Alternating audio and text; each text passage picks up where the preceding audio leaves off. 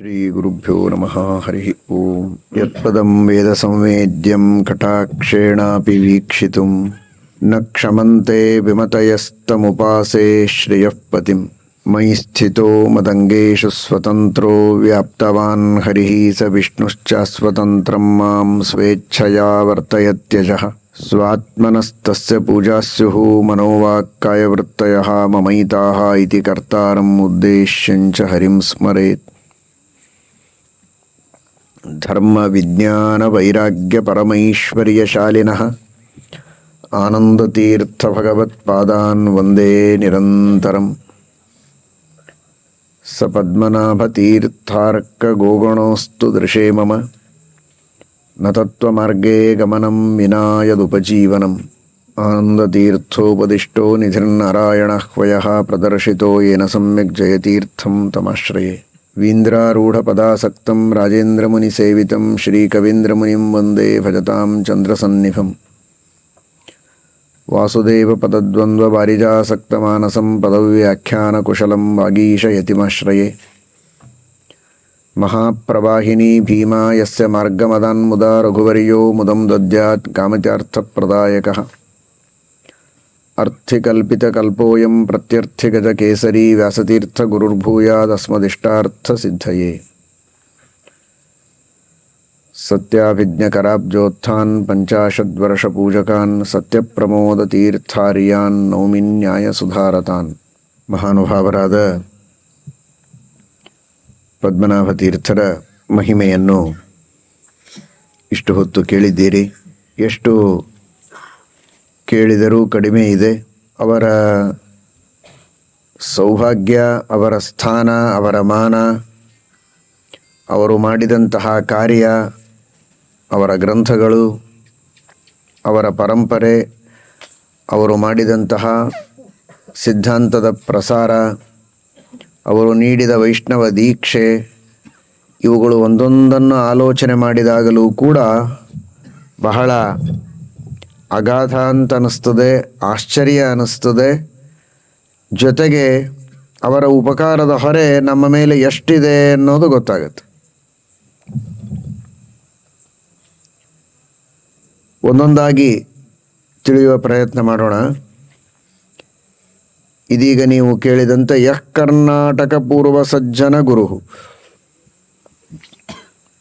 ಶ್ರೀಮದಾಚಾರ್ಯರು ಅವರ ಮೇಲೆ ಎಂತಹ ದೊಡ್ಡ ಜವಾಬ್ದಾರಿಯನ್ನು ಕೊಟ್ಟಿದ್ದರು ಅಂತ ನಾವು ಗಮನಿಸಿದರೆ ನಿಜವಾಗಿಯೂ ಬಹಳ ಬಹಳ ಆಶ್ಚರ್ಯವಾಗತ್ತೆ. ಇವರ ವ್ಯಕ್ತಿತ್ವ ಎಷ್ಟು ದೊಡ್ಡದಾಗಿತ್ತು ಅಂತ.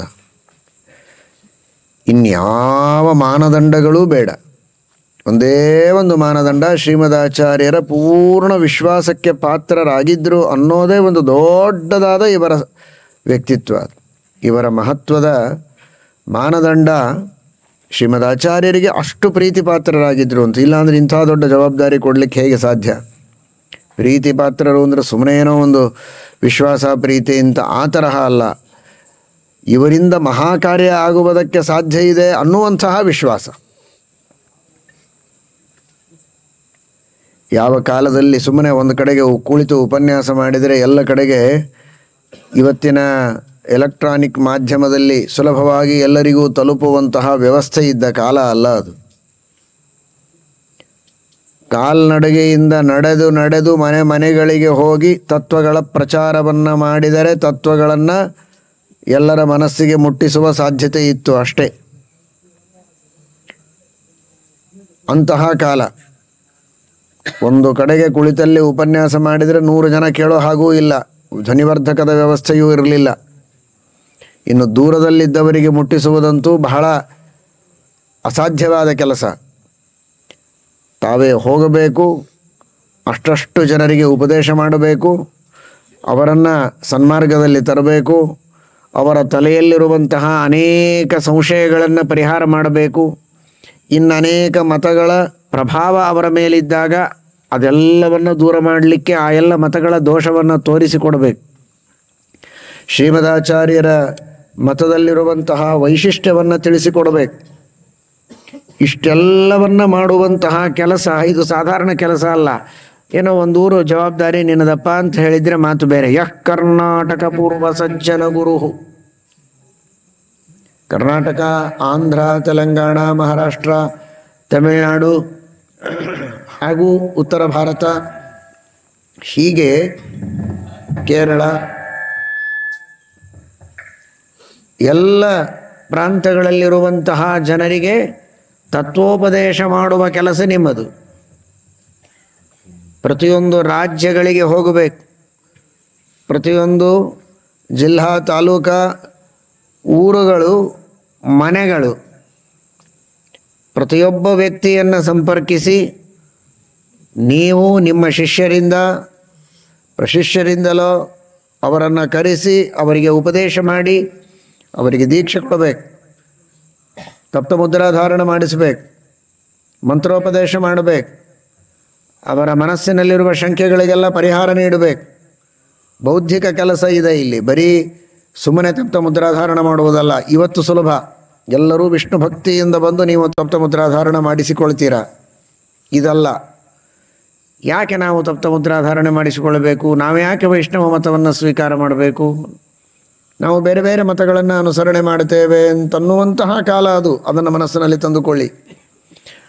ಬೇರೆ ಬೇರೆ ಮತಗಳ ಅನುಸರಣವನ್ನು ಮಾಡುವಂತಹ ಪ್ರವೃತ್ತಿ ಇದ್ದಂತಹ ಕಾಲದಲ್ಲಿ ಬೇರೆ ಬೇರೆ ಮತಗಳ ಪ್ರಭಾವವನ್ನು ದೂರ ಮಾಡಿ ಆ ಮತಗಳಲ್ಲಿರುವಂತಹ ದೋಷಗಳನ್ನು ಎಲ್ಲರಿಗೆ ತಿಳಿಸಿಕೊಟ್ಟು ಶ್ರೀಮದಾಚಾರ್ಯರ ಸಿದ್ಧಾಂತ, ಅದರ ಮಹತ್ವ, ಅದನ್ನೆಲ್ಲ ಉಪದೇಶ ಮಾಡಿ ಆಮೇಲೆ ಅವರಿಗೆ ವಿಶ್ವಾಸ ಬಂದ ಮೇಲೆ ಅವರ ಎದುರಿನಲ್ಲಿ ಸಿದ್ಧಾಂತದ ಉಪದೇಶವನ್ನೆಲ್ಲ ಮಾಡಿ, ಹೌದು ನಾವು ವಿಷ್ಣು ಭಕ್ತರಾಗ್ತೇವೆ, ಹರಿರೇವ ಪರಹ, ಹರಿರೇವ ಗುರುಹು, ಹರಿರೇವ ಜಗತ್ಪಿತೃಮಾತೃಗತಿ, ವಿಷ್ಣುವೇ ಸರ್ವೋತ್ತಮ ಅಂತ ನಾವು ಪೂರ್ಣ ಮನಸ್ಸಿನಿಂದ ಒಪ್ತೇವೆ, ವಿಷ್ಣು ಭಕ್ತರಾಗ್ತೇವೆ. ಈ ಶರೀರ, ಈ ಆತ್ಮ, ಈ ಮನಸ್ಸು ಎಲ್ಲವನ್ನೂ ವಿಷ್ಣುವಿಗೆ ಅರ್ಪಣೆ ಮಾಡ್ತೇವೆ ಎನ್ನುವಂತಹ ಬುದ್ಧಿ ಅವರಲ್ಲಿ ಬಂದಾಗ, ಹಾಗಾದರೆ ವೈಷ್ಣವ ದೀಕ್ಷೆಯನ್ನು ತೆಗೆದುಕೊಳ್ಳಿ, ತಪ್ತ ಮುದ್ರಾಧಾರಣ ಮಾಡಿಸಿಕೊಳ್ಳಿ ಅಂತ ಹೇಳಬೇಕು. ಇವತ್ತು ಒಂದು 20, 30, 40, 50 ಸಾವಿರ ಜನರಿಗೆ ತಪ್ತ ಮುದ್ರಾಧಾರಣೆ ಮಾಡಿಸೋದು ಒಂದೇ. ಪದ್ಮನಾಭ ತೀರ್ಥರ ಕಾಲದಲ್ಲಿ ಒಬ್ಬ ವ್ಯಕ್ತಿಗೆ ತಪ್ತ ಮುದ್ರಾಧಾರಣೆ ಮಾಡಿಸೋದು ಒಂದೇ. ಅಂಥ ಕಾಲ ಅದು. ಶ್ರೀಮದಾನಂದ ತೀರ್ಥ ಭಗವತ್ಪಾದಾಚಾರ್ಯರ ಪ್ರಭಾವದಿಂದ ಸಾಕಷ್ಟು ಜನರು ವಿಷ್ಣು ಭಕ್ತರಾಗಿದ್ದರು ಅನ್ನುವುದರೊಳಗೆ ಎರಡು ಮಾತಿಲ್ಲ. ಅದು ಮಹಾಮೇರು, ಜೀವೋತ್ತಮರು, ಅವರ ಅತ್ಯದ್ಭುತವಾದ ಅಚಿಂತ್ಯವಾದ ಶಕ್ತಿ ಅದು. ಅದರ ಮೇಲೆ ಏನು ಹೇಳಲಿಕ್ಕಿಲ್ಲ. ದೇವರೇ ಇನ್ನು ಲಕ್ಷ್ಮೀದೇವಿ ನಾರಾಯಣ ಇಬ್ಬರೇ ಇರೋದು. ಆದರೆ ಶ್ರೀಮದಾಚಾರ್ಯರ ನಂತರದ ಕಾಲದ ವಿಚಾರ ಮಾಡೋದಾದರೆ ಶ್ರೀಮದಾಚಾರ್ಯರು ಇವರಿಗೆ ಆದೇಶ ಮಾಡಿ ಇನ್ನುಳಿದಂತೆ ಶ್ರೀಮದಾಚಾರ್ಯರ ಸಂಪರ್ಕಕ್ಕೆ ಬರದೆ, ಶ್ರೀಮದಾಚಾರ್ಯರ ಉಪದೇಶವನ್ನು ಕೇಳುವ ಭಾಗ್ಯ ಪಡೆಯದೆ, ಅವರಿಂದ ವೈಷ್ಣವ ದೀಕ್ಷೆಯನ್ನು ಪಡೆಯದೆ ಇದ್ದಂತಹ ಜನರಿಗೆ ವೈಷ್ಣವ ದೀಕ್ಷೆ ಕೊಡುವ ಒಂದು ಕಾರ್ಯ ಇತ್ತಲ್ಲ, ಅದು ಗುರುತರವಾದ ಕಾರ್ಯ ಅನ್ನುವುದಕ್ಕೆ ಇಂತಹ ಗುರುತರರಿಗೆ ಗುರುತಮರು ಆ ಜವಾಬ್ದಾರಿಯನ್ನು ಒಪ್ಪಿಸಿದ್ದಾರೆ.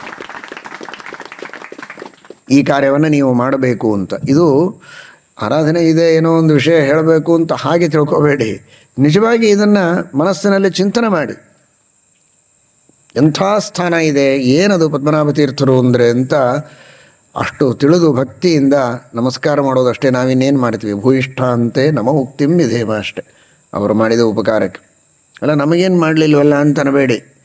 ನಮ್ಮ ತಾತ ಮುತ್ತಾತ ಆಗಿನ ಕಾಲದಲ್ಲಿ ಯಾರಿದ್ರೋ ನಮ್ಮೆಲ್ಲರ ಪರಂಪರೆಯ ಮೂಲ ಪುರುಷರು, ಅವರೆಲ್ಲರಿಗೆ ಇವರಿಂದ ವೈಷ್ಣವ ದೀಕ್ಷೆ ಆಯಿತು ಅಂತ ಇವತ್ತು ನಾವು ವೈಷ್ಣವರಾಗಿ ಉಳಿದಿದ್ದೇವೆ. ಇಲ್ಲದೇ ಇದ್ದರೆ ಏನಾಗ್ತಾ ಇದ್ವಿ?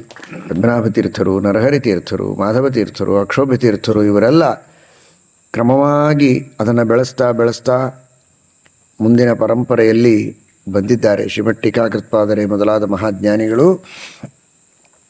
ಹೀಗಾಗಿ ಇವತ್ತಿನವರೆಗೆ ಆ ವಿಷ್ಣು ಭಕ್ತಿಯ ಪರಂಪರೆ, ವೈಷ್ಣವ ಪರಂಪರೆ, ಶ್ರೀಮದಾಚಾರ್ಯರ ಶುದ್ಧವಾದ ಸನಾತನ ಸಿದ್ಧಾಂತ, ಅನಾದಿ ಸತ್ಸಂಪರಾಯ ಪರಂಪರಾ ಪ್ರಾಪ್ತ ವೈಷ್ಣವ ಸಿದ್ಧಾಂತ ಪ್ರತಿಷ್ಠಾಪಕಾನಾಂ ಅಂತರಾಯರು ಹೇಳಿದಂತೆ ಅಂತಹ ವೈಷ್ಣವ ಸಿದ್ಧಾಂತ ಅದು ಇಷ್ಟು ಸುಭದ್ರವಾಗಿ ಉಳಿಯುವುದಕ್ಕೆ ಇಂತಹ ಮಹನೀಯರು ಮಾಡಿರತಕ್ಕಂತಹ ಕಾರ್ಯ ಬಹಳ ದೊಡ್ಡದು. ಅದನ್ನು ಸಂಪ್ರದಾಯ ಪದ್ಧತಿಯಲ್ಲಿ ಈ ವಿಷಯಗಳನ್ನೆಲ್ಲ ಬಹಳ ಚೆನ್ನಾಗಿ ಶ್ರೀಪದ್ಮನಾಭಾಹ್ವಯ ಯೋಗಿ ಮೌಲಯೇ,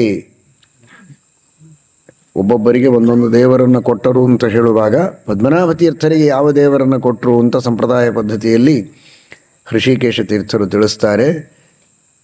ಶ್ರೀ ರಘುವಂಶಕೇತುಂ ಶ್ರೀಪದ್ಮನಾಭಾಹ್ವಯ ಯೋಗಿ ಮೌಲಯೇ. ರಾಮಚಂದ್ರ ದೇವರ, ದಿಗ್ವಿಜಯ ರಾಮದೇವರ ಪ್ರತಿಮೆಯನ್ನು ಪದ್ಮನಾಭ ತೀರ್ಥರಿಗೆ ಶ್ರೀಮದಾಚಾರ್ಯರು ಕೊಟ್ಟರು ಅಂತ ಹೇಳುವಾಗ ಪದ್ಮನಾಭ ತೀರ್ಥರಿಗೆ ಅಂತ ಹೇಳೋದಿಲ್ಲ. ಯಾಕೆಂದರೆ ಆ ಪದ್ಮನಾಭ ತೀರ್ಥರ ಸ್ಥಾನವನ್ನು, ಅವರು ಮಾಡಿದ ಕಾರ್ಯವನ್ನು ಅಷ್ಟು ಸಂತೋಷದಿಂದ, ಅಭಿಮಾನದಿಂದ, ಮುಕ್ತಕಂಠದಿಂದ ಹೇಳುವುದಕ್ಕೆ ಅವರಿಗೆ ಕೊಡುವ ವಿಶೇಷಣ ಶ್ರೀ ಪದ್ಮನಾಭಾಹ್ವಯ ಯೋಗಿ ಮೌಲಯೇ. ಯೋಗಿಗಳಲ್ಲಿ ಉತ್ತಮರು, ಯೋಗಿ ಮೌಲಿಗಳು, ಯೋಗಿಗಳಲ್ಲಿ ಅತ್ಯುತ್ತಮರಾದವರು, ಶ್ರೇಷ್ಠರಾದವರು ಪದ್ಮನಾಭ ತೀರ್ಥರು ಅಂತನ್ನುವ ಒಂದು ವಿಶೇಷವಾದ ಅವರ ಮಹಿಮೆಯನ್ನು ನಾವು ಆ ಮಾತಿನಲ್ಲಿ ಕಾಣುತ್ತೇವೆ. ಅದರಂತೆ ಅವರಿಗೆ ಒಪ್ಪಿಸಿದ ಜವಾಬ್ದಾರಿ ಕರ್ನಾಟಕ ಪೂರ್ವ ಸಜ್ಜನ ಗುರುಹು ಅಂತ. ಈ ತರಹದ ಆ ಪದ್ಮನಾಭ ತೀರ್ಥರ ಒಂದು ಉಪಕಾರ ನಮ್ಮ ಮೇಲೆ ಇದೆ. ಅದು ಈ ವೈಷ್ಣವ ಪರಂಪರೆಯ ಪ್ರವರ್ತನೆ, ವೈಷ್ಣವ ದೀಕ್ಷೆಯನ್ನು ಕೊಡುವಂತಹ ಕಾರ್ಯ. ಆಗಿನ ಕಾಲದಲ್ಲಿ ಅಷ್ಟು ಸಂಚಾರವನ್ನು ಮಾಡಿ ಇದನ್ನು ಶ್ರೀಮಂತಗೊಳಿಸಿದಂತಹ ಒಂದು ಕೀರ್ತಿ ಅವರಿಗೆ ಸೇರತಕ್ಕದ್ದು. ಜೊತೆಗೆ ಗ್ರಂಥಗಳ ನಿರ್ಮಾಣ ಅದೂ ಕೂಡ ಅಷ್ಟೇ ಅದ್ಭುತವಾದಂತಹ ಕಾರ್ಯ. ಸನ್ಯಾಯ ರತ್ನಾವಲಿ, ಸತ್ತರ್ಕ ದೀಪಾವಲಿ ಹಾಗೂ ಗೀತಾ ತಾತ್ಪರ್ಯಕ್ಕೆ ವ್ಯಾಖ್ಯಾನ, ದಶಪ್ರಕರಣಗಳಿಗೆ ವ್ಯಾಖ್ಯಾನ, ಇನ್ನನೇಕ ಗ್ರಂಥಗಳಿಗೆ ಅವರು ವ್ಯಾಖ್ಯಾನಗಳನ್ನು ರಚನೆ ಮಾಡಿಕೊಟ್ಟು ಏನೊಂದು ಉಪಕಾರ ಮಾಡಿದ್ದಾರೆ. ಆ ಗ್ರಂಥಗಳ ಉಪಕಾರ, ಗ್ರಂಥಗಳ ರಚನೆ ಎನ್ನುವುದು ಬಹಳ ದೊಡ್ಡದು. ಅದನ್ನು ನಾವು ಬಹಳ ದೊಡ್ಡದು ಅಂತ ಎಷ್ಟು ದೊಡ್ಡ ಶಬ್ದಗಳಿಂದ ಹೇಳಿದರೂ ಕೂಡ ಅದು ಸಣ್ಣದೇ. ಯಾಕೆ ಅಂದರೆ ನಮ್ಮ ಯೋಗ್ಯತೆಯೇ ಅಷ್ಟು, ಹೆಚ್ಚು ವರ್ಣನೆ ಮಾಡಲಿಕ್ಕೆ ಬರೋದಿಲ್ಲ.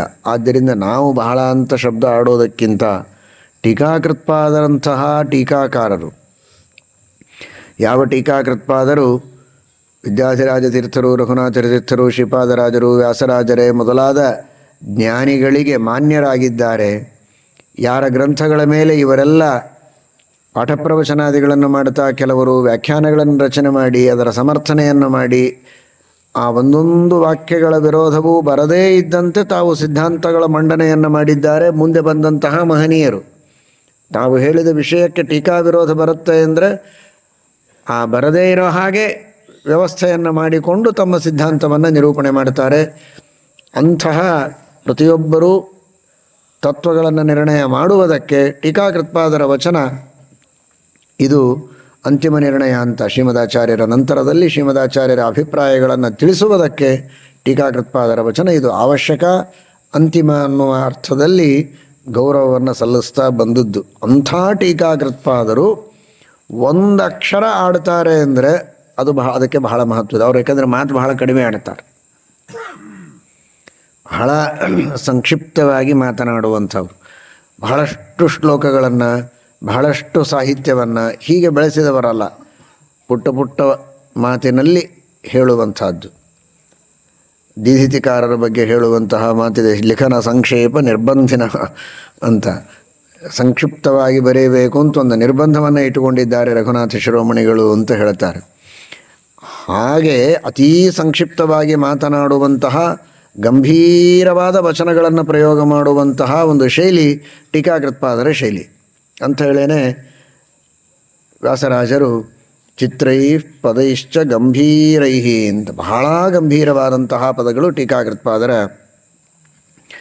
ಪದಗಳಿರುತ್ತವೆ ಅಂತ ತಿಳಿಸಿಕೊಟ್ಟಿದ್ದಾರೆ. ಅಂಥ ಟೀಕಾಕೃತ್ಪಾದರು ಒಂದೊಂದು ಮಾತನ್ನು ಹೇಳಬೇಕು ಅಂದರೆ ಅದಕ್ಕೆ ಮಹತ್ವ ಇರ್ತದೆ. ಅವರು ಹೇಳ್ತಾರೆ, ಸಪದ್ಮನಾಭ ತೀರ್ಥಾರ್ಕ ಗೋಗಣಸ್ತು ದೃಶೇ ಮಮ ನ ತತ್ವಮಾರ್ಗೇ ಗಮನಂ ವಿನಾಯದುಪಜೀವನಂ. ಇವರನ್ನು ಸೂರ್ಯ ಅಂತಾರೆ, ಪದ್ಮನಾಭ ತೀರ್ಥರನ್ನು. ಆ ಪದ್ಮನಾಭ ತೀರ್ಥರೆಂಬ ಸೂರ್ಯನ ಕಿರಣಗಳು ನನ್ನ ಈ ತತ್ವ ಮಾರ್ಗದಲ್ಲಿ ಮಾರ್ಗದೀಪವಾಗಿ, ಮಾರ್ಗದರ್ಶಕವಾಗಿರಲಿ ಅಂತ. ಮಾರ್ಗದಲ್ಲಿ ನಡೆಯುವುದಕ್ಕೆ ಬೆಳಕು ಬೇಕಲ್ಲ. ನಾವು ನಡೆಯುವ ಮಾರ್ಗ ಯಾವುದು? ಅಂದರೆ ಟೀಕಾಕೃತ್ಪಾದರು ನಡೆಯುವ ಮಾರ್ಗ ಯಾವುದು? ಟೀಕಾಕೃತ್ಪಾದರು ನಡೆಯುವ ಮಾರ್ಗ ಅಂದರೆ ಅದು ತತ್ವ ಮಾರ್ಗ. ಆ ತತ್ವ ಮಾರ್ಗದಲ್ಲಿ ಟೀಕಾಕೃತ್ಪಾದರ ನಡೆಯುವಂತಹ ತತ್ವ ಮಾರ್ಗದಲ್ಲಿ ನನಗೆ ಬೆಳಕು ಬೇಕು. ಶ್ರೀಮದಾಚಾರ್ಯರ ಅನುಗ್ರಹ, ಅವರು ಕೊಡುವಂತಹ ಜ್ಞಾನದೀಪ ಇದೆ. ಆದರೆ ಶ್ರೀಮದಾಚಾರ್ಯರ ಗ್ರಂಥಗಳಿಗೆ ವ್ಯಾಖ್ಯಾನ ರೂಪವಾಗಿ ಅವರ ಗ್ರಂಥಗಳ ಭಾವವನ್ನು ತಿಳಿಸುವಂತಹ ಒಂದು ದೀಪ ಬೇಕು ಅಂದರೆ ಅದು ಪದ್ಮನಾಭ ತೀರ್ಥರೆಂಬ ಸೂರ್ಯರ ಕಿರಣಗಳೆಂಬಂತಹ ಪ್ರಕಾಶ, ಆ ಕಿರಣಗಳಿಂದ ಬರುವ ಪ್ರಕಾಶ ಅದು ನನಗೆ ಬೇಕು ಅಂತಾರೆ. ಹೀಗೆ ಟೀಕಾಕೃತ್ಪಾದರು ಅನ್ನೋದು ಅಷ್ಟು ಸುಲಭ ಅಲ್ಲ. ಅಂತಹ ಸ್ವಯಂ ಮಹಾಜ್ಞಾನಿಗಳಾಗಿದ್ದು ಇವರ ಮಾರ್ಗದರ್ಶನ ಬೇಕು, ಇವರ ಉಪದೇಶ ಬೇಕು ಅಂತ ಅನ್ನಬೇಕಾಗಿದ್ದರೆ ಅವರೇನು ಅವರಲ್ಲಿ ಕಂಡಿದ್ದಾರೆ ಅನ್ನೋದು ಅವರಿಗೇ ಗೊತ್ತು. ನಾವು ಸ್ವಲ್ಪ ತಿಳ್ಕೊಳ್ಳಿಕ್ಕೆ ಸಾಧ್ಯ, ನಮಗೆ ಎಷ್ಟು ಅರ್ಥ ಆಗುತ್ತೋ ಅಷ್ಟು ಸನ್ಯಾಯ ರತ್ನಾವಲ್ಯಾದಿಗಳನ್ನು ನೋಡಿದರೆ ಸಾಮಾನ್ಯ ಅರ್ಥವಾದೀತು. ಆದರೆ ಟೀಕಾಕೃತ್ಪಾದರು ಏನು ಅರ್ಥ ಮಾಡ್ಕೊಂಡಿದ್ದಾರೆ, ಅವರಿಗೆ ಎಷ್ಟು ತಿಳಿತಿದೆ ಅನ್ನೋದು ನಮಗೆ ಹೇಗೆ ಗೊತ್ತಾಗಲಿಕ್ಕೆ ಸಾಧ್ಯ? ಆದರೆ ಹೀಗೆ ಹೇಳ್ತಾರೆ ಅಂದರೆ ಟೀಕಾಕೃತ್ಪಾದರಿಗೆ ಅವರ ಬಗ್ಗೆ ಎಷ್ಟು ಗೌರವ ಇದೆ ಇಷ್ಟು ಮಾತ್ರ ನಾವು ಅರ್ಥ ಮಾಡಿಕೊಳ್ಬೋದು. ಹೆಚ್ಚಿನ ಜ್ಞಾನ ನಮ್ಮ ಯೋಗ್ಯತೆ ಅಲ್ಲ. ಆದರೆ ಟೀಕಾಕೃತ್ಪಾದರಂತಹ ಜ್ಞಾನಿಗಳಿಗೂ ಸಪದ್ಮನಾಭ ತೀರ್ಥಾರ್ಕ ಗೋಗಣಸ್ತು ದೃಶೇ ಮಮ, ನನಗೆ ಜ್ಞಾನ ಕೊಡುವುದಕ್ಕೆ ಅವರು ಬೇಕು ಅಂತಾರೆ. ನ ತತ್ವಮಾರ್ಗೇ ಗಮನಂ ವಿನಾಯದುಪಜೀವನಂ, ಅವರನ್ನು ಅನುಸರಿಸದೇ ಇದ್ದರೆ, ಅವರು ಹೇಳಿದ ಗ್ರಂಥವನ್ನು ನಾವು ಉಪಜೀವನ ಮಾಡದೇ ಇದ್ದರೆ ಮುಂದೆ ಸಾಗಲಿಕ್ಕಾಗೋದಿಲ್ಲ ಅಂತ. ಇಂಥ ಒಂದು ಉಪಕಾರ ಪದ್ಮನಾಭ ತೀರ್ಥರದು ಗ್ರಂಥಗಳ ಮೂಲಕವಾಗಿ ಟೀಕಾಕೃತ್ಪಾದರಿಗೆ ಉಂಟು. ಸಾಕ್ಷಾತ್ತಾಗಿ ಟೀಕಾಕೃತ್ಪಾದರಿಗೆ ಗ್ರಂಥಗಳನ್ನು ಪಾಠ ಹೇಳಿ ಉಪದೇಶ ಮಾಡಿದವರು ಅಕ್ಷೋಭ್ಯ ತೀರ್ಥರು. ಅಕ್ಷೋಭ್ಯ ತೀರ್ಥ ಗುರುಣ ಶುಕವತ್ ಶಿಕ್ಷಿತಸ್ಯ ಮೇ ಅಂತ ಅಕ್ಷೋಭ್ಯ ತೀರ್ಥರು ಸರ್ವಮೂಲ ಗ್ರಂಥಗಳನ್ನು ಚೆನ್ನಾಗಿ ಪಾಠವನ್ನು ಹೇಳಿ ಉಪದೇಶವನ್ನು ಮಾಡಿ ಜ್ಞಾನವನ್ನು ಕೊಟ್ಟಿದ್ದಾರೆ ಅಂತ ಅವರ ಉಪಕಾರವನ್ನು ಟೀಕಾಕೃತ್ಪಾದರು ಸ್ಮರಣೆ ಮಾಡ್ತಾರೆ. ನೇರವಾಗಿ ಪಾಠ ಹೇಳಿ ಗ್ರಂಥೋಪದೇಶ ಮಾಡಿದವರು ಅಕ್ಷೋಭ್ಯ ತೀರ್ಥರು ಅನ್ನುವುದಕ್ಕೆ ಅವರ ಉಪಕಾರವನ್ನು ಸ್ಮರಣೆ ಮಾಡಿದರೆ, ಗ್ರಂಥಗಳ ಮೂಲಕವಾಗಿ ಶ್ರೀಮದಾಚಾರ್ಯರ ಗ್ರಂಥಗಳ ಭಾವವನ್ನು ತಿಳಿಸಿಕೊಡುವಂತಹ ಸ್ಥಾನದಲ್ಲಿ ಪದ್ಮನಾಭ ತೀರ್ಥರನ್ನು ಅವರು ಸ್ಮರಣೆ ಮಾಡ್ತಾರೆ. ಹೀಗೆ ಇಬ್ಬರೂ ಗುರುಗಳ ಉಪಕಾರವನ್ನು ಸ್ಮರಣೆಯನ್ನು ಮಾಡುತ್ತಾರೆ ಮಹಾನುಭಾವರು ಟೀಕಾಕೃತ್ಪಾದರು. ಅಂತಹ ಮಹಾನುಭಾವರು ಪದ್ಮನಾಭ ತೀರ್ಥರು. ಇದು ಅವರ ಗ್ರಂಥಗಳ ಉಪಕಾರ. ಗ್ರಂಥಕಾರರಿಗೆ, ಟೀಕಾಕಾರರಿಗೆ ಈ ಪ್ರಾಚೀನ ಟೀಕಾಕಾರರ ಉಪಕಾರ ಎಷ್ಟಿದೆ ಅಂತ ತಿಳಿದುಕೊಳ್ಳೋದರಿಂದ ಇವರ ಪಾಂಡಿತ್ಯ ಏನು, ಇವರ ಗ್ರಂಥಗಳ ರಚನಾ ಶೈಲಿ ಹೇಗಿತ್ತು ಅನ್ನುವುದನ್ನು ನಾವು ಅರ್ಥ ಮಾಡಿಕೊಳ್ಳಬಹುದು. ಇವರ ವಾಕ್ಯಾರ್ಥ ಮಾಡುವಂತಹ ಕ್ರಮ, ಅದರ ಬಗ್ಗೆ ಬಹಳ ಚೆನ್ನಾಗಿ ಹೇಳಿದರು. ವರ್ತಮಾನ ಸಮಯಾನ್ ಯಸ್ತು ತಾರ್ಕಿಕ ಶಿಖಾಮಣಿ ಸುಧೀಹಿ ವರ್ತಮಾನ ಸಮಯಾನ್ ನಿರಾಕರೋತ್ ವೇದ ಭಾರತ ಪುರಾಣ ನಿಷ್ಠಿತ ಭಾಷ್ಯಮೇತದ ಶೃಣೋತ್ಸ ಮಧ್ವತಃ ಅಂತ. ತಾರ್ಕಿಕ ಶಿಖಾಮಣಿ ಅಂತ ಇವರನ್ನು ಕರೀತಾರೆ. ಅಂದರೆ ಸಾಮಾನ್ಯವಾಗಿ ಇವರ ಬಗ್ಗೆ ವರ್ಣನೆ ಸುಮಧ್ವ ವಿಷಯದಲ್ಲಿ ಪೂರ್ವಾಶ್ರಮದ ವರ್ಣನೆ ಈ 9ನೇ ಸರ್ಗದೊಳಗೆ ಬಂದಿದೆ. ಆಶ್ರಮದ ನಂತರ ಅದು 15ನೇ ಸರ್ಗದಲ್ಲಿ ಇವರ ವರ್ಣನೆ, ಪದ್ಮನಾಭ ತೀರ್ಥರು ಅಂತಾದ ಮೇಲೆ ಇವರ ವರ್ಣನೆ ಅಲ್ಲಿ ಬಂದಿದೆ. ಎಲ್ಲಿ ಬಂದರೂ ಕೂಡ ಜ್ಞಾನದ ವರ್ಣನೆ ಬಂದಿದೆ. ಭಕ್ತಿ, ಜ್ಞಾನ, ಸೇವೆ ಈ ತರಹದ ಸದ್ಗುಣಗಳ ವರ್ಣನೆಯೇ ಬಂದಿದೆ. ಅಷ್ಟು ಸುದೀರ್ಘವಾಗಿ ಪದ್ಮನಾಭ ತೀರ್ಥರ ಬಗ್ಗೆ ಪೂರ್ವಾಶ್ರಮ ಹಾಗೂ ತುರಿಯಾಶ್ರಮ ಎರಡೂ ಆಶ್ರಮಗಳಲ್ಲಿ ಅವರ ಗುಣಗಳು, ಅವರ ಜ್ಞಾನ, ಅವರ ಸ್ಥಾನ, ಅವರ ಭಕ್ತಿ, ಅವರ ಸೇವೆ, ಅವರ ನಿಷ್ಠೆ ಇದನ್ನು ಇಷ್ಟು ವಿಸ್ತೃತವಾಗಿ, ಇಷ್ಟು ಸ್ಪಷ್ಟವಾಗಿ ತುಂಬು ಹೃದಯದಿಂದ ನಾರಾಯಣ ಪಂಡಿತಾಚಾರ್ಯರು ಶ್ರೀಮದಾಚಾರ್ಯರ ಗ್ರಂಥ ಅದು. ಶ್ರೀಮದಾಚಾರ್ಯರ ಗ್ರಂಥ ಅದು. ಸುಮಧ್ವ ವಿಜಯ ಅಂದರೆ ಪದ್ಮನಾಭ ತೀರ್ಥ ವಿಜಯ ಅಲ್ಲ, ಅದು ಶ್ರೀಮದಾಚಾರ್ಯರ ಗ್ರಂಥ. ಅಂಥ ಗ್ರಂಥದೊಳಗೆ ಇಷ್ಟು ಶ್ಲೋಕಗಳನ್ನು ಅದರೊಳಗೆ ಸೇರಿಸಬೇಕು ಅಂದರೆ ಪದ್ಮನಾಭ ತೀರ್ಥರ ಬಗ್ಗೆ ಇವರ ಸ್ಥಾನ ಏನು ಅಂತ ನಾವು ಊಹೆ ಮಾಡಿಕೊಳ್ಳೋದಕ್ಕೆ ಸಾಧ್ಯ. ಇದೀಗ ಕಥೆ ಹೇಳಿದರು ರಘುತ್ತಮಾಚಾರ್ಯರು. 14 ಆಸನಗಳಲ್ಲಿ ಒಂದರಲ್ಲಿ ಇವರು ಕುಳಿತರೆ ಉಳಿದ ಕಡೆಗೆ ಕೊಡೋ ಧೈರ್ಯ ಯಾವ ವಿದ್ವಾಂಸರು ಮಾಡಲಿಲ್ಲ ಅಂತ. ಪದ್ಮನಾಭ ತೀರ್ಥರ ಸ್ಥಾನ ಹೇಗಿದ್ದರೆ ಜೀವೋತ್ತಮರಾದ ಮಧ್ವಾಚಾರ್ಯರ ಸ್ಥಾನ ಹೇಗಿರಬೇಕು ವಿಚಾರ ಮಾಡಿ. ಆ ಶ್ರೀಮದಾಚಾರ್ಯರು ಕುಳಿತ ಪೀಠ ಅದು ಸುಮಧ್ವ ವಿಜಯ ಅಂದರೆ. ಸುಮಧ್ವ ವಿಜಯ ಗ್ರಂಥ ಅಂದರೆ ಅದು ಶ್ರೀಮದಾಚಾರ್ಯರ ಪೀಠ, ಶ್ರೀಮದಾಚಾರ್ಯರ ವೇದಿಕೆ ಅದು. ಆ ವೇದಿಕೆಯಲ್ಲಿ ಶ್ರೀಮದಾಚಾರ್ಯರನ್ನು ಕೂಡಿಸ್ಬೇಕು. ಈ ಕಡೆಗೆ ಶ್ರೀಮದಾಚಾರ್ಯರು, ಅವರ ಪಕ್ಕಕ್ಕೆ ಶ್ರೀಮದಾಚಾರ್ಯರು, ಈ ಕಡೆಗೆ ಶ್ರೀಮದಾಚಾರ್ಯರು, ಹಿಂದೆ ಶ್ರೀಮದಾಚಾರ್ಯರು, ಮುಂದೆ ಹಿಂದೆ ವಿಠ್ಠಲ, ಮುಂದೆ ವಿಠ್ಠಲ, ಎಡಕ್ಕೆ ವಿಠ್ಠಲ, ಬಲಕ್ಕೆ ವಿಠ್ಠಲ, ಹಿಂದೆ ಮುಂದೆ ವಿಠ್ಠಲ. ಹಾಗೆ ಯಾಕೆಂದರೆ ಯಾರು ಕೂಡೋರು ಅವರು ಹಿಂದೆ ಮುಂದೆ ಅಕ್ಕ ಪಕ್ಕ ಸಾಧ್ಯವೇ ಇಲ್ಲ. ಅಂಥ ಶ್ರೀಮದಾಚಾರ್ಯರು, ಅಂಥ ಜೀವೋತ್ತಮ ಪದವಿ ಅದು, ಅಂಥ ಸ್ಥಾನ. ಅಂತಹ ಒಂದು ಶ್ರೇಷ್ಠವಾದ ಸುಮಧ್ವ ವಿಜಯ ಗ್ರಂಥದೊಳಗೆ ಅನೇಕ ಜ್ಞಾನಿಗಳ ಉಲ್ಲೇಖ ಇದೆ, ಇಲ್ಲ ಅಂತಲ್ಲ. ಆದರೆ ಅವರೆಲ್ಲರೂ ಮಹಾನುಭಾವರು ಅಂತೆ ಅರ್ಥ. ಅಂತಹ ಅನೇಕ ಮಹಾನುಭಾವರ ಉಲ್ಲೇಖ ಸುಮಧ್ವ ವಿಜಯದಲ್ಲಿದೆ. ಶ್ರೀಮದಾಚಾರ್ಯರ ಶಿಷ್ಯರು, ಅವರಿಗೆ ಅತ್ಯಂತ ಪ್ರಿಯರು, ಸಮಾನರು ಅಂತ ಅರ್ಥ ಅಲ್ಲ, ಅವರ ಪ್ರಿಯರು, ಅವರ ಶಿಷ್ಯರು, ದಾಸರು ಅನ್ನೋದಕ್ಕಾಗೇ ಉಲ್ಲೇಖ ಇದೆ.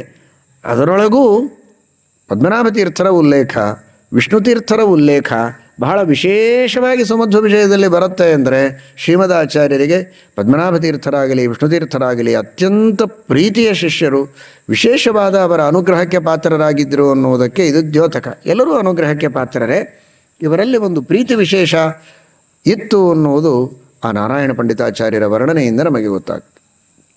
ಹಾಗಾಗಿ ವರ್ಣನೆ ಮಾಡಿದ್ದೇ ದೊಡ್ಡದು. ಮಾಡುವಾಗಲೂ ಜ್ಞಾನದ ವಿಶೇಷವಾದ ವರ್ಣನೆ ಪದ್ಮನಾಭ ತೀರ್ಥರ ಬಗ್ಗೆ ಇದೆ. ಎಷ್ಟು ತಾರ್ಕಿಕ ಶಿಖಾಮಣಿ, ಆ ಶಬ್ದದ ಭಾರ ನೋಡ್ರಿ ಏನಿದೆ, ಎತ್ತಲಿಕ್ಕಾಗೋದಿಲ್ಲ. ಆ ತಾರ್ಕಿಕ ಶಿಖಾಮಣಿಗಳಾಗಿದ್ದರು ಅಂದರೆ ಎಂತಹ ತರ್ಕ ವಿದ್ವಾಂಸರಾಗಿದ್ದರು, ಎಷ್ಟು ಚೆನ್ನಾಗಿ ಯುಕ್ತಿವಾದವನ್ನು ಹಾಕ್ತಾ ಇದ್ದರು. ಶ್ರೀಮದಾಚಾರ್ಯರ ಉಪದೇಶಕ್ಕೆ ತಕ್ಕಂತೆ ಆ ಎಲ್ಲ ಮತಗಳ ನಿರಾಕರಣೆ ಮಾಡುವ ಸಾಮರ್ಥ್ಯ ಅವರಿಗಿತ್ತು. ಅದರಲ್ಲಿಯೂ ವಿಶೇಷವಾಗಿ ಆಚಾರ್ಯರ ಉಪದೇಶದಿಂದ ಇನ್ನೂ ಹೆಚ್ಚಾಗಿ ಅವರು ಪರಮತಗಳ ನಿರಾಕರಣೆ ಮಾಡಿ ಸತ್ಸಿದ್ಧಾಂತದ ಸ್ಥಾಪನೆಯನ್ನು ಮಾಡುವಂತಹ ಸಾಮರ್ಥ್ಯವನ್ನು ಪಡೆದರು. ಯಸ್ತ್ರೈ ಸಕಲ ಪಕ್ಷ ಶಿಕ್ಷಕ, ವೇದಕ್ಕೆ ಸಂಬಂಧಪಟ್ಟ ಎಲ್ಲ ಪಕ್ಷಗಳನ್ನು ಪ್ರತಿಪಾದನೆ ಮಾಡುವಂತಹ ಸಾಮರ್ಥ್ಯ ಅವರಿಗಿತ್ತು. ಎಲ್ಲ ಶಾಖೆಗಳ ಜ್ಞಾನ ಇತ್ತು, ಎಲ್ಲ ವೇದಗಳ ಪರಿಚಯ ಅವರಿಗಿತ್ತು. ಅಂದರೆ ಏನದು ಪಾಂಡಿತ್ಯ ಇರ್ಬೋದು ಅಂತ ನಾವು ಊಹೆ ಮಾಡಲಿಕ್ಕೆ ಆಗೋದಿಲ್ಲ. ಅಂತಹ ಮಹಾನುಭಾವರು. ಮುಂದೆ ಹೇಳುವಾಗ ಶ್ರುತ್ಯ ಮತ್ಯ ಸದಾ ಭಕ್ತ್ಯ ವಿರಕ್ತ್ಯ ನಿತ್ಯ ಸೇವಯ ಅಂತ ಒಂದೊಂದು ಬಹಳ ಮಹತ್ವದ್ದು. ನಿರಂತರ ಶ್ರೀಮದಾಚಾರ್ಯರ ಮುಖದಿಂದ ಸಚ್ಚಾಸ್ತ್ರಗಳ ಶ್ರವಣ, ಸುಮ್ಮನೆ ಭಕ್ತಿಯಿಂದ ಹೀಗೆ ಕೇಳ್ತಾ ಹೇಳಿದ್ದಕ್ಕೆಲ್ಲ ಗೋಣ ಹಾಕಿಕೊಂಡು ಕೂಡುವವರಲ್ಲ. ಮತ್ಯ ಮನನ ಮಾಡುವವರು. ಮನನ ಅಂದರೆ ಯುಕ್ತ್ಯನುಸಂಧಾನ. ಏನು ಶ್ರೀಮದಾಚಾರ್ಯರು ಹೇಳುತ್ತಾರೆ ಇದು ಯುಕ್ತಿಯುಕ್ತ ಅಂತ ಯುಕ್ತಿಯ ಶಾಣಕ್ಕೆ ಒರೆಗಲ್ಲಿಗೆ ಹಚ್ಚಿ ಅದನ್ನು ತಿಕ್ಕಿ ಇದು ಅತ್ಯಂತ ಸತ್ಯ ಅಂತ ನಿರ್ಧಾರ ಮಾಡಿಕೊಳ್ಳುವವರು, ನಿರ್ಧಾರ ಮಾಡಿಸುವವರು ಕೂಡ ಬೇರೆಯವರಿಗೆ. ಇದು ಅವರ ವ್ಯಕ್ತಿತ್ವ. ಶ್ರುತ್ಯ, ತಾವು ಶ್ರವಣ ಮಾಡೋದು, ಇನ್ನೊಬ್ಬರಿಗೆ ಶ್ರವಣ ಮಾಡಿಸೋದು, ತಾವು ಸ್ವತಃ ಮನನ ಮಾಡೋದು. ಶ್ರೀಮದಾಚಾರ್ಯರು ಹೇಳುತ್ತಾರೆ ಶುದ್ಧಂ ಪ್ರಮಾಣಂ ಸಮೇ ಅಂತ ಹೇಳಿದ ಹಾಗೆ ಅದು ಸತ್ಯ ಇದ್ದೇ ಇರುತ್ತೆ. ಆದರೂ ಯುಕ್ತಿಯಿಂದ ಅದನ್ನು ದೃಢಪಡಿಸಿ ಎಲ್ಲರ ಮನಸ್ಸಿನಲ್ಲಿ ಅತ್ಯಂತ ನಿಸ್ಸಂಶಯವಾಗಿ ಅದು ಕೂಡೋ ಹಾಗೆ ಮಾಡೋದು. ಶ್ರುತ್ಯ ಮತ್ಯ, ಮತಿ ಅಂದರೆ ಒಳ್ಳೆ ಬುದ್ಧಿಶಕ್ತಿ ಇತ್ತು ಅಂತೂ ಒಂದರ್ಥ. ಅತೀ ಉತ್ತಮವಾದಂತಹ ಬುದ್ಧಿಶಕ್ತಿ, ನಿರಂತರ ಆ ಬುದ್ಧಿಶಕ್ತಿ ಇರೋದರಿಂದಲೇ ಮನನ ಮಾಡುವಂತಹ ಪ್ರವೃತ್ತಿ. ಇಂತಹ ತಾರ್ಕಿಕ ಶಿಖಾಮಣಿಗಳು ಇಷ್ಟು ಮನನ ಮಾಡುವಂತಹ ತೀಕ್ಷ್ಣಮತಿಗಳಿಗೆ ಭಕ್ತಿ ಬಹಳ ಇರೋದಿಲ್ಲ ಸಾಮಾನ್ಯ. ಕೆಲವೊಮ್ಮೆ ಅವರಿಗೆ ಆ ಬೌದ್ಧಿಕ ಕಾರ್ಯಗಳಲ್ಲೇನೇ ಪ್ರವೃತ್ತಿ ಇರ್ತದೆ. ಅಂಥ ಬುದ್ಧಿ ಅಲ್ಲ ಇದು, ಭಕ್ತಿಪೂರಿತವಾದ ಬುದ್ಧಿ. ಈ ಕಡೆಗೆ ಅಷ್ಟೇ ಸೂಕ್ಷ್ಮವಾದಂತಹ ವಿಚಾರವಂತಿಕೆ ಇದೆ, ರ್ಯಾಷನಲಿಸಮ್ಮೂ ಇದೆ, ಆದರೆ ಜೊತೆಗೆ ಅಷ್ಟೇ ಭಕ್ತಿ ಇದೆ, ಶ್ರದ್ಧೆ ಇದೆ, ವಿಶ್ವಾಸ ಇದೆ. ದೇವರಲ್ಲಿ, ಶ್ರೀಮದಾಚಾರ್ಯರಲ್ಲಿ, ಶ್ರೀಮದಾಚಾರ್ಯರು ಉಪದೇಶ ಮಾಡಿದ ಎಲ್ಲ ತತ್ವಗಳಲ್ಲಿ ಅಷ್ಟು ದೃಢವಾದ ನಿಷ್ಠೆ, ವಿಶ್ವಾಸ, ಭಕ್ತಿಯೂ ಇದೆ. ಶ್ರುತ್ಯ ಮತ್ಯ ಸದಾ ಭಕ್ತ್ಯ, ಬಂದಾಗ ಭಕ್ತಿ ಇರ್ತದೆ. ಹೊಸದಾಗಿ ಬರ್ತಾರೆ ನೋಡ್ರಿ, ಹೊಸದಾಗಿ ಯಾರು ಬಂದು ಸೇರ್ಕೋತಾರೆ ಮಠಗಳಿಗೆ, ವಿದ್ಯಾಪೀಠಗಳಿಗೆ, ಮಂದಿರಗಳಿಗೆ, ಯಾವುದೋ ಸಂಘ ಸಂಸ್ಥೆಗಳಿಗೆ, ಬಹಳ ಬಗ್ಗಿ ತಗ್ಗಿ ನಡೀತಾ ಇರ್ತಾರೆ, ಗಲ್ಲ ಗಲ್ಲ ಬಡ್ಕೋತಿರ್ತಾರೆ. ಸ್ವಲ್ಪ ದಿವಸ ಆದಮೇಲೆ ಎದುರಿಗಿದ್ದವರ ಗಲ್ಲಕ್ಕೆ ಹೊಡೆಯಲಿಕ್ಕೆ ಶುರು ಮಾಡ್ತಾರೆ.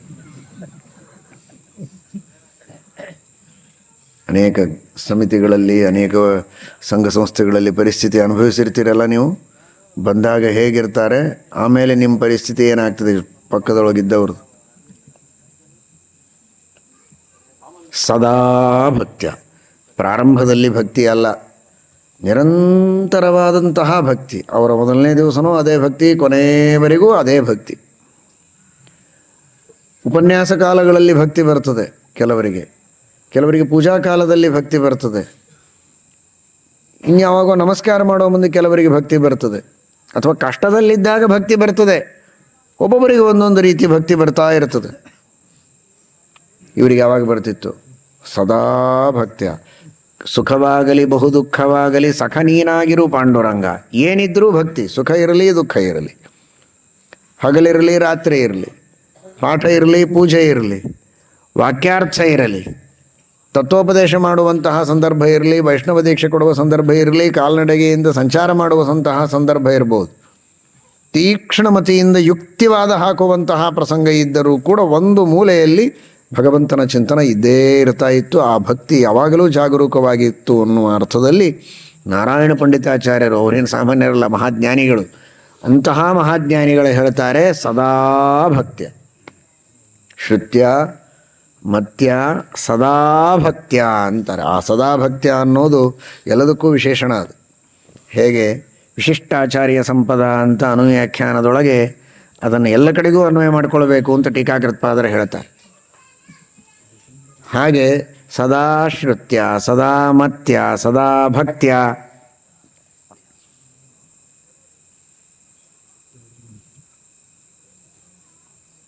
ಸುಮ್ಮನೆ ಹೀಗೆ ನೋಡ್ತಾ ಇದ್ದರೆ ಹೀಗಿರ್ಬೋದಾ? ಕಣ್ಣು, ರೆಪ್ಪೆಗಳು, ಗುಡ್ಡಿ, ಕೂದಲುಗಳು, ಒಂದೊಂದು ಕೂದಲು ಕ್ಷೌರ ಮಾಡಿಸ್ಕೊಂಡಿರ್ತಾರೆ, ಮತ್ತೆ ಬೆಳೀತಿದೆ.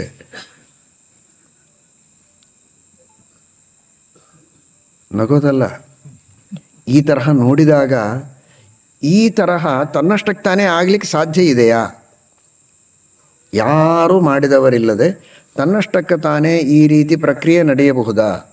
ಒಬ್ಬ ವ್ಯಕ್ತಿಯನ್ನು ನೋಡಿದರೆ ಅವನ ಕಣ್ಣು, ಅವನ ಮೂಗು, ಅವನ ಕೂದಲು, ಅವನ ದೇಹ, ಅದರ ಬಗ್ಗೆ. ಒಂದು ಗಿಡ ನೋಡಿದರೆ ಅದರ ಬಗ್ಗೆ. ಒಂದು ಹುಲ್ಲು ಕಡ್ಡಿ, ಆ ಹುಲ್ಲು ಕಡ್ಡಿಯಲ್ಲಿರುವ ಗೆರೆಗಳು, ಅದರ ಬಣ್ಣಗಳು, ಕೆಲವುದರೊಳಗಿರುವ ಚುಕ್ಕೆಗಳು, ಕೆಲವು ಪಕ್ಷಿಗಳು, ಅದರ ರೆಕ್ಕೆಗಳು, ಅದರ ಮೇಲಿರುವ ಬಣ್ಣಗಳು, ನವಿಲುಗೆರೆ, ಸಂಚಾರ ಮಾಡುವಾಗ ಏನೇನೋ ಕಾಣಿಸ್ತಾ ಇತ್ತು ಪದ್ಮನಾಭ ತೀರ್ಥರಿಗೆ. ಏನು ನೋಡಿದರೂ ಸದಾ ಮತ್ಯ. ಅವಾಗೆಲ್ಲ ಮನನ, ಯುಕ್ತ್ಯನುಸಂಧಾನ, ಕ್ಷಿತ್ಯಂಕುರಾಧಿಕಂ ಸಕರ್ತಕಂ ಕಾರ್ಯತ್ವ. ಇದು ಸದಾಮತಿ. ಸದಾಮತಿ ಅಂದರೆ ಸಾಮಾನ್ಯ ಅಲ್ಲ. ಅದು ಏನು ನೋಡಿದರೂ ದೇವರಿದ್ದಾನೆ ಅಂತನ್ನೋದನ್ನು ಸಮರ್ಥನ ಮಾಡಲಿಕ್ಕೆ ಅವರಿಗೆ ಸಿದ್ಧ ಆಗಿ ಹೋಗಿತ್ತು.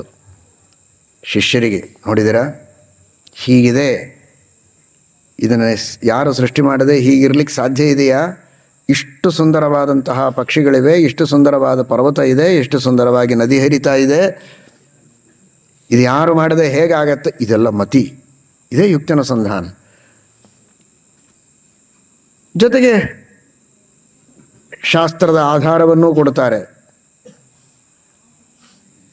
ದ್ಯಾವಾಪು ಭೂಮಿ ಜನಯನ್ ದೇವ ಏಕಃ ಯಥೋ ವಾ ಇಮಾನಿ ಭೂತಾನಿ ಜಾಯಂತೆ ಏನ ಜಯತಾನಿ ಜೀವಂತೆ ಅತಃ ಸಮುದ್ರಾವೋಷಧಯಶ್ಚ ಸರ್ವೇ ಅಸ್ಮಾತ್ ಸ್ಯಂದಂತೆ ಸಿಂಧವಸ್ತರ್ವರೂಪಾಃ ಅತಶ್ಚ ವಿಶ್ವಾವೋಷಧಯೋ ರಸಾಶ್ಚ ಏನೈಷ ಭೂತಸ್ಥಿಷ್ಠತ್ಯಂತರಾತ್ಮ. ಈ ಕಡೆಗೆ ಶಾಸ್ತ್ರಗಳ ಆಧಾರ, ಈ ಕಡೆಗೆ ಯುಕ್ತಿವಾದ, ಮತ್ತೊಂದು ಕಡೆಗೆ ಕೇವಲ ಯುಕ್ತಿವಾದದಿಂದ ದೇವರಿದ್ದಾನೆ ಅಂತ ಕೈ ಮಾಡಿ ಕುಟ್ಟಿ ಹೇಳುವುದಲ್ಲ, ಬರೇ ನೆಲ ಕುಟ್ಟಿಯೋ ಟೇಬಲ್ ಕುಟ್ಟಿಯೋ.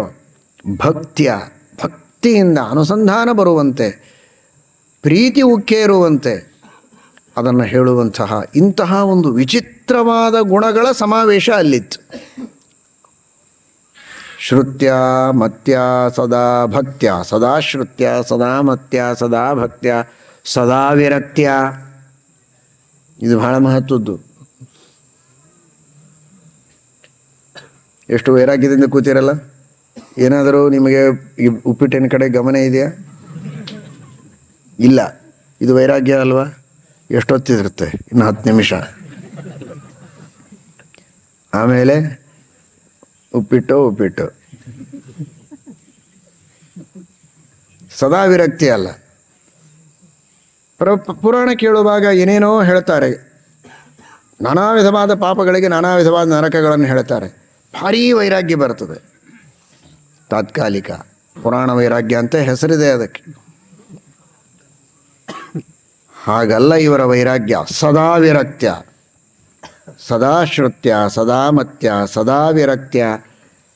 ಇದೆಲ್ಲ ನೋಡಿದಾಗ ಶ್ರೀಮದಾಚಾರ್ಯರಿಗೆ ಇನ್ನೇನು ಅಸ್ಮೈ ಪ್ರಸನ್ನ ಪ್ರಾಜ್ಯೇಕ್ಷ ಸದ್ಯೋ ವಿದ್ಯಾಂ ದದೌ ಶುಭಂ. ಇಂಥ ಅಧಿಕಾರಿಗಳಿಗೆ ಬಿಟ್ಟರೆ ನಮ್ಮ ಏನು ಸಂಪೂರ್ಣವಾದ ತತ್ವಜ್ಞಾನದ ಆಸ್ತಿ ಇದೆ, ಆ ಭಂಡಾರ ಇದೆ, ನಾನಿನ್ಯಾರಿಗೆ ಕೊಡಬೇಕು? ಇವರಿಗೆ ಕೊಡಬೇಕು ಅಂತ ಅತ್ಯಂತ ಪ್ರೀತಿಯಿಂದ ಅವರಿಗೆ ಸದ್ಯೋ ವಿದ್ಯಾಂ ದದೌ ಶುಭಂ.